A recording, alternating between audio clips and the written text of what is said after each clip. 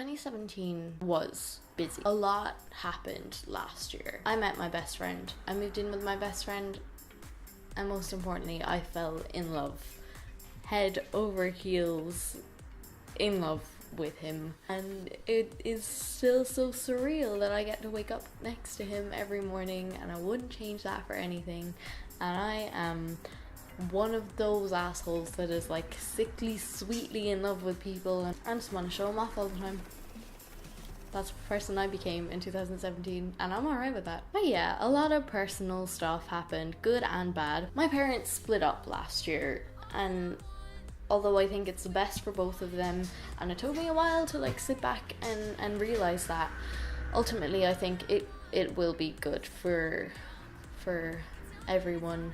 It's gonna take a long time to heal, but that's just life, I think. But for a while there, I was really confused about love and how you could be with someone for so long and then just fall out of love with them. The idea of being so vulnerable and giving your whole everything to someone and being like, you have the power to destroy me with this. I don't deal with breakups very well. Dealing with and processing and coping and every other word that I could think of to describe that situation, feeling that way while simultaneously being head over heels unapologetically in love with someone is really confusing. It's just a life thing. It's a life thing that a lot of people, I'd say, go through, and that's okay. A lot of good things, important things happened to me this year, the memories that I hope to God I never ever forget. I saw Paramore twice in 2017, 2 nights in a row. That damn near almost killed me, but I'm still sitting here, so it's okay. I'm seeing them again next week. I'm wearing a Paramore shirt right now.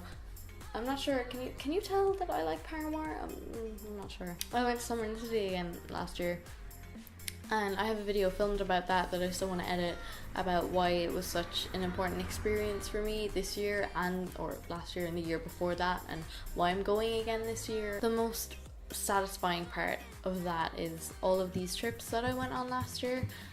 Because of my job, I was able to pay for them for myself. I wish I could explain how satisfying that feeling is, but it's knowing that like you've worked your butt off to be able to do these things is the most humbling thing ever. And I know it might sound silly, but I am so fucking proud of myself for doing it. Sam and I moved into an apartment in August when I came back from Summer in the City. That is still so surreal. We moved in August, it's January now, and every morning I wake up next to him and I am like, holy heck, this is every day. And I wouldn't give that up for anything. There was a lot of doubt and pain. I lost a lot of hope and motivation and God knows what else throughout the year last year, but I think I've seemed to have gotten it back.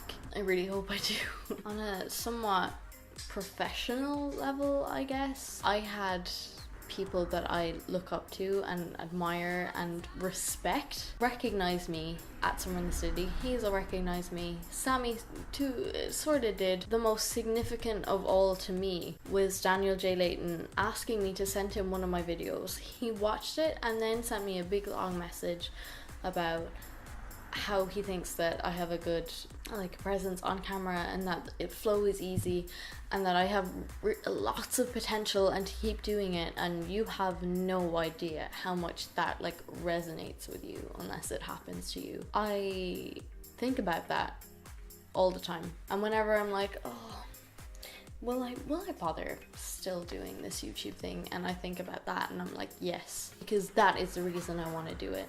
I want people that I respect to watch my things and be like, you could be doing this also.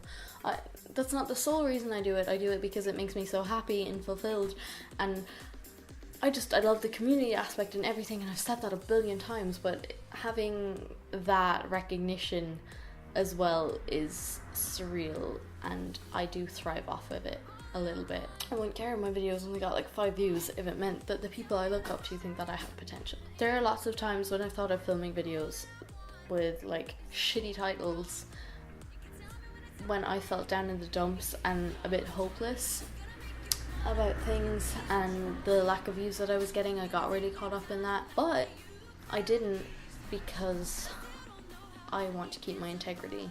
And I know there's a lot of divided opinions on that and what it means, but I don't want to make catchy titles that have nothing to do with the video just so I can look at some numbers on a screen and feel some sort of worth. Like, my worth isn't in the amount of people that watch my videos, in the amount of people that like my videos, that share them, that that's not it. And I let myself get caught up in that for a while, and I don't want to be that person anymore, because I let myself get so down in the dumps. Like, I was a mess early on in this year, and I stopped doing YouTube for a while. I just stopped. This video is kind of all over the place. I'm hoping that when I take it into editing, it will make a bit more sense. But I want to leave with just one last thing that Sam and I did together this year. We have a family now, and I'm going to show you what I mean by that. I don't know if you can see him very well, but okay. This is Hopper, named after Chief Jim Hopper in Stranger Things. He's our baby. He's our beautiful baby. And he is the sassiest little thing that I have ever met. But I love him dearly, and I wouldn't change him for any other rabbit. He was very much an impulse decision, but I have not looked back, because I am a parent now. What do you think, bud?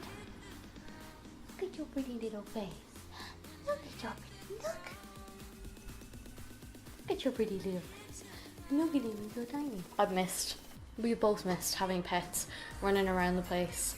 And one morning, we'd been talking about it for a while, but one morning we just decided, fuck it, we're gonna get a rabbit. We have a family now. This is a mess because I didn't script it or plan it out or anything. I just really wanted to film something. I don't know what's gonna come of this year, but I hope that you stick around to see what happens, because that would be awesome. Thank you so much if you've been around for the year and a bit, or however long, a year and a half now I think that I've been doing this. You have no idea how much that means to me. I'm just so thankful, and hopefully I will keep making videos this year that you enjoy. I think that's it for this one. Thank you so much for watching. Happy New Year. See you in the rest of 2018.